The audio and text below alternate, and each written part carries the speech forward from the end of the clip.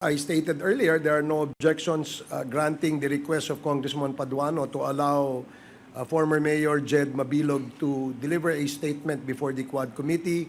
We will give you a short, your opportunity to deliver your statement, but please make it short because the topic today is actually limited only to POGOs.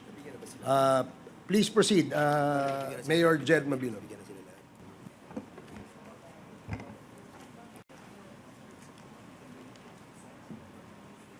Mga iginagalang na mga miyembro ng Kamara de Representantes, Your Honors, good morning. Noong mga nakaraang linggo, nabalitaan ko po ang pagnanais na makapagsalita ako na maging resource person sa hearing ng Quad Committee.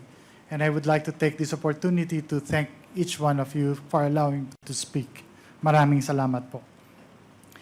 Napaisip ako nang marinig ko ang balita. Sabi ko sa sarili, ito na siguro ang tamang pagkakataon na malaya akong kukuha ng lakas ng loob at magsasalita ng katotohanan kahit ako pa ay natatakot at may pangamba sa aking buhay. Una po sa lahat, I declare that I was not and never will be a drug protector. I don't know personally nor did I benefit in any way from any illegal drug personality in Iloilo or anywhere else. After 7 years of exile, dahil sa napolitika at walang basihang mga akusasyon, kaliwat kanang mga paratang at higit sa lahat mga banta sa aking buhay at sa buhay ng aking pamilya, narito po ako ngayon at humaharap po sa inyo. Naging kabataang barangay chairman, number 1 city councilor, vice mayor, at mayor in 2010, 13, and 16. And was fortunate to have been chosen as the top 5 world mayor in 2014. That also included the former president as a nominee. In the campaign against illegal drugs, as mayor and as mandated by law, I am aware of my authority to set local policies and priorities related to crime and drugs. I'm also aware that under the law, the PNP and PDEA handle crime investigation and response, and the combating of drug trafficking and enforcement of drug laws, while the mayor relies on the police and PDEA to implement them. And so when I became mayor, and having made aware that there were existing drug groups in the city, I immediately initiated anti-illegal drug activities, campaign and policies, among others, multiple programs, one of which is to activate the Barangay Anti-Drug Abuse Councils. In 2014 po, according to PDEA, Iloilo City was the first in the country to have 100% of its BADAC activated. In the 6 years that I have been mayor of Iloilo City consistently received national recognitions from PDEA and the PNP in the years 2014, 2015, 2016, and even in 2017 for the comprehensive programs including rehab, logistical support to the PNP and PDEA in their drive against illegal drugs. Since the existence of these drug syndicates in our city was deeply rooted, I relied on the expertise of the local PNP and regional PDEA to deal with these groups while I focused on the socio-economic programs that would address the root causes of poverty that expose the vulnerable population to cope against the evils of illegal drugs. But all of these efforts were ignored by the Duterte administration. Kung matatandaan po ninyo, nagsimula ang lahat ng ito nung bigla na lamang na isama ang mga pangalan sa PRRD narco list ng Administrasyong Duterte. Isang listahan naglalaman ng mga pangalan ng mga kilalang public official na di umano ay sangkot sa illegal na droga, mga paratang na walang basihan, at kahit kailan ay hindi naman napatunayan.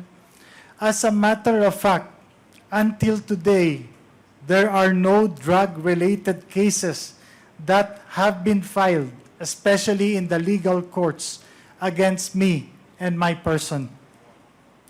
Pero kung inyong titingnang maigi, isinama ang pangalan ng kalaban sa politika sa isang validated list ng mga drug personalities sa kasunod na PRRD list. Sa kabila ng mga questionableng impormasyon, walang validation o confirmation man lang na ginawa kahit na anumang ahensya ng gobyerno sa Malacanang initiated list. Itong PRRD list, di umano, ay naging hit list. Sa isang public forum ng PIDEA noong 2018, mismo ang Regional Adjudication Committee o tinatawag na RAC ay nagsabi na wala yung pangalan ko sa kanilang listahan. While in the Iloilo City Anti-Drug Abuse Council meeting, then PIDEA 6 Regional Director Hil Pabilona and Iloilo City Police Director Colonel Remus Canieso officially ang nagpatotoo na wala rin ang pangalan ko sa drug list. Ngunit, nanatili ang listahan sa kanilang mga record. Hanggang ngayon, lahat ng mga paratang at akusasyong ibinabato sa akin ay patuloy na sumisira sa aking reputasyon at pati na rin ang reputasyon ng minamahal kong Iloilo. Dahil sa seryosong banta sa aking buhay, napilitan po ako na hindi bumalik from an international speaking engagement in Japan at lisanin ng aking pamilya ang bayang buong pagsisikap naming itinaguyod ng may dangal. PRRD even assigned Lieutenant Colonel Espenido to Iloilo and announced with the threat, mabubuhi pa kaya siya? Ibig sabihin in Tagalog, mabubuhay pa kaya siya? Referring to me. Pinalad po ako na meron akong speaking engagement sa isang international conference sa Japan, kaya nakaalis ako ng bansa. Paulit-ulit ang pagbabanta ni Presidente Duterte sa media, harap-harapang sinasabi, papatay daw ako. So when government killed him, we started to dig and we found the bones of the policeman still in their uniform. And so we had to take him out. I said, go and take him out. The mayor of Iloilo City, I identified him. This is broadcast nationwide. I said, you're next. You're next. Sana ang mayor ninyo dito? Sana yung pinagitan mo, mayor. Saan ba si mayor? Sinabi ko sa kanila, balik ka dito. Patayin talaga kita. Julius Ronald Pacificador, Amtek Antique, Jed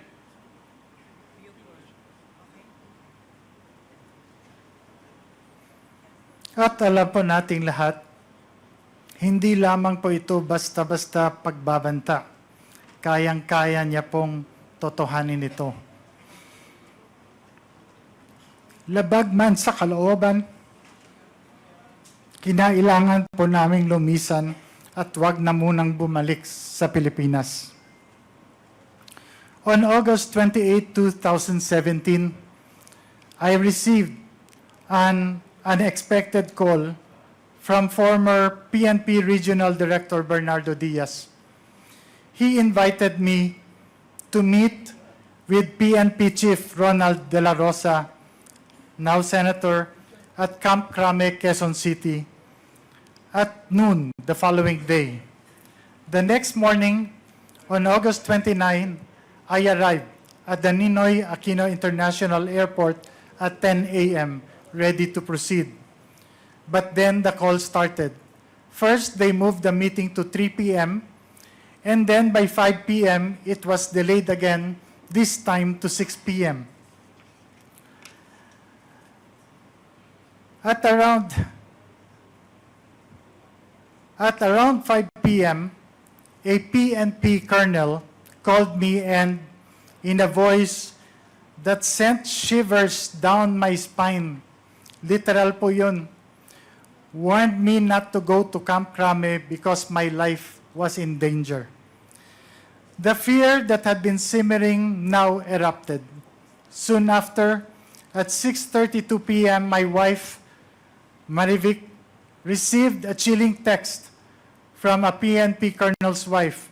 Do not proceed.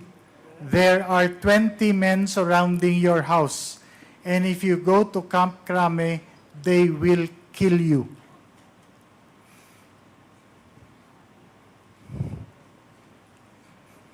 The terror was paralyzing. I couldn't believe it. My life and my family's life was hanging by a thread. The next day, on August 30, I took the first flight out to Japan, not knowing if I would ever return. Upon arrival, I received a message from General Diaz to call a number. Using a public payphone, I made the call and spoke to General Bato, who expressed his sympathy. He was talking to me in Bisaya. He told me he knew I was innocent, that I wasn't involved in illegal drugs, and he promised to help me. His words brought a brief moment of hope. I told him I would finish my work abroad and return to meet him, but he urged me to be careful, repeating his pledge to help. Just after that call, my Philippine cell phone rang. This time, it was another general. His voice was grim. Mayor, do not return. Your life is in danger. The accusations against you are all fabricated. But if you go to Crame, you'll be forced to point fingers to an opposition senator and a former presidential candidate as drug lords. The weight of the conspiracy against me was unbearable. This general couldn't live with the guilt of seeing me killed, he said, and warned me to destroy my Philippine SIM card and phone immediately, and told me because my phone is going to be wiretapped. My hands trembled as I realized how close death had come. I knew then that I was no longer just a target. I was in a battle for my life.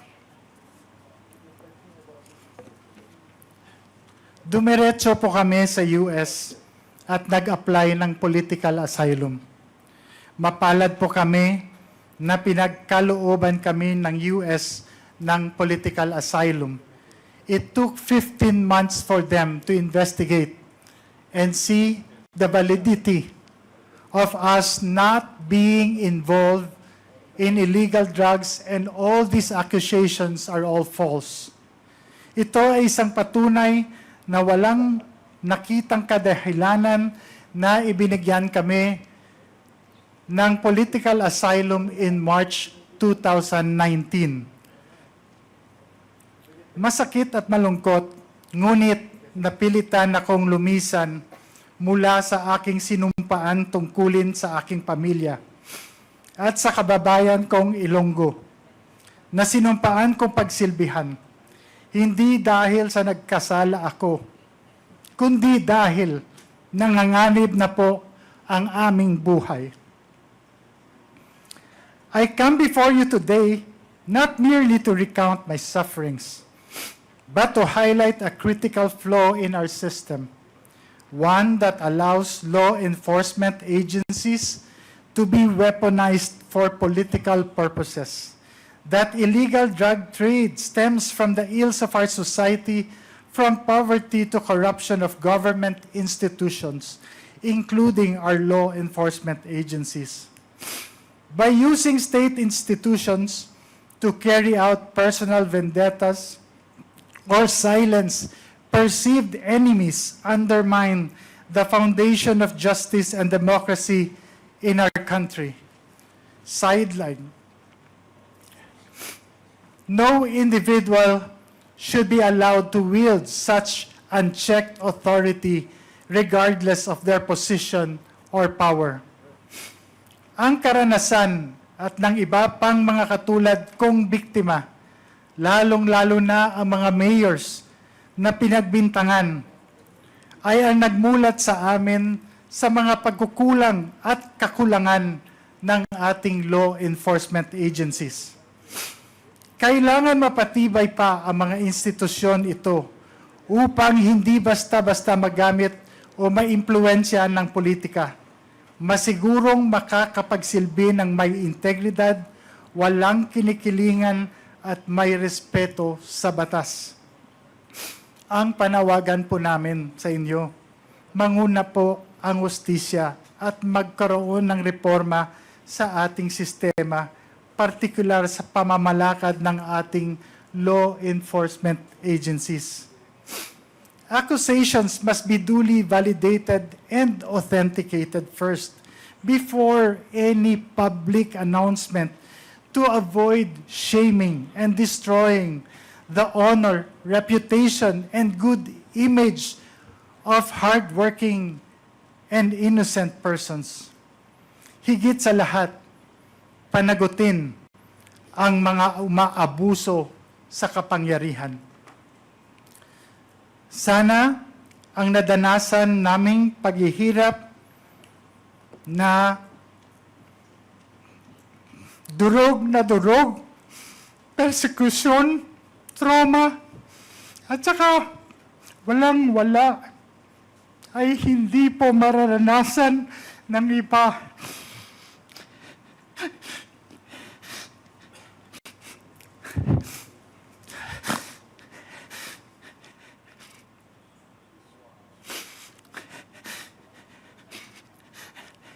At mananaig ang katotohanan at hindi ang pamumulitika o personal na interes ng ilan. Pasensya na po. Maraming salamat po sa Quad Committee dahil 7 taon po. Nahihirap talaga po. Maraming salamat dahil nabigyan niyo po kami, ako, at ang iba pang mga biktima ng pagkakataon na linisin ang aming mga pamangalan at ng mga minamahal ko,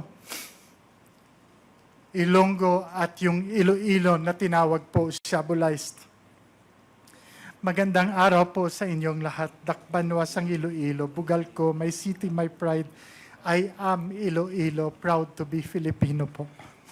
Salamat po.